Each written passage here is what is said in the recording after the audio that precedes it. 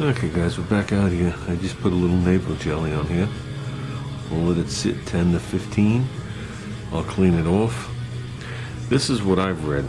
I know what it says on the container, but I read this on HAMB, H-A-M-B, which I've always found a lot of valuable information on there. One person that I've always stumbled across on that forum was Milo. Milo was always on there. But let's put that aside. What was I going to say? They say to rinse this off with water. They've had guys doing, like, you know, when you get a car that's complete rust, where they'll put this stuff on with pretty much a paintbrush and a roller, and they'll neutralize it with wax and grease remover. So let's work on it a little bit, see what happens. I see it's brightening up the metal and like changing the color of those areas.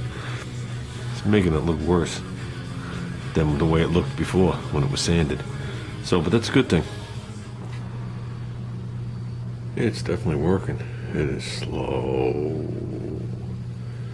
Slow. To be honest with you, I didn't leave it on 15 minutes each time. I figured let it sit for 5 minutes, scrub it a little bit, wipe it off, and put fresh acid on. So that's what I've been doing. I'm going to let this sit for 15 minutes.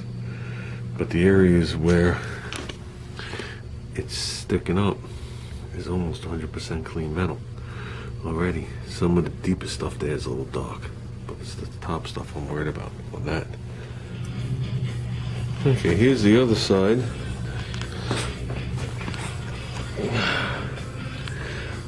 You can see a tiny little pinhole there, but you can see it got rid of all the rust. Slight darkness there and a tiny little thing there, but it's nothing.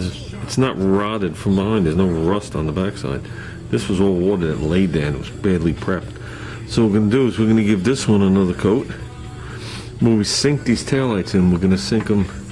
My voice is echoing because I got my face shield just above my head. We're going to sink these taillights into butyl, which is the same stuff you put windshields in. So when we put it in, it's going to ooze out. Nothing will ever get in there again. Yeah, we're good. And like I said, there's nothing running down. I wish I could show you guys the inside. There's nothing here. It's not an inside thing. This is just a poor design. And like I said, road salt comes on here and everything. So it's amazing it lasted this long. So that one's going for its last time. We'll do this one. We'll let it sit for 15 minutes or so, or whatever. I was playing with that gun. That's it. Here's a little something. Anybody that works on all the cars will note. See the taillight holes? See where the taillights bolt in? There's 4 holes on the bottom. Trust me, there's 4 holes on the top. See it is slotted? If you work on a modern day car, they're not slotted, they're just drilled. Just to show you how more precise a modern day car is. The door hinges aren't slotted, the doors just bolt on. So, okay, I just figured I would note that because every time I go to cruise night, someone walks up to me and tells me they don't build them like they used to. And I say it over and over again, damn straight they don't. That's why we're all alive. Okay, that's pretty much the best I'm going to get it. You still see pock marks there and there. But these are little dots that you're going to see.